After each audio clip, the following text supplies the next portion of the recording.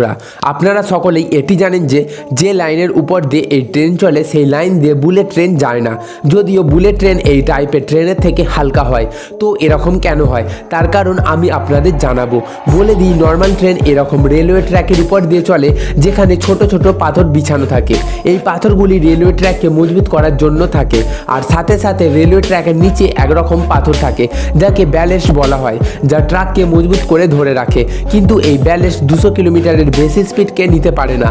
আর ইন্ডিয়াতে যে বুলেট ট্রেনের কথা বলা হচ্ছে তার স্পিড 320 কিলোমিটার পার হাওয়ারের বেশি। আর যদি বুলেট ট্রেন এরকম নর্মাল ট্র্যাকের উপর দিয়ে যায় তাহলে লাইন ভেঙে যাবে আর ট্রেন দুর্ঘটনা ঘটবে।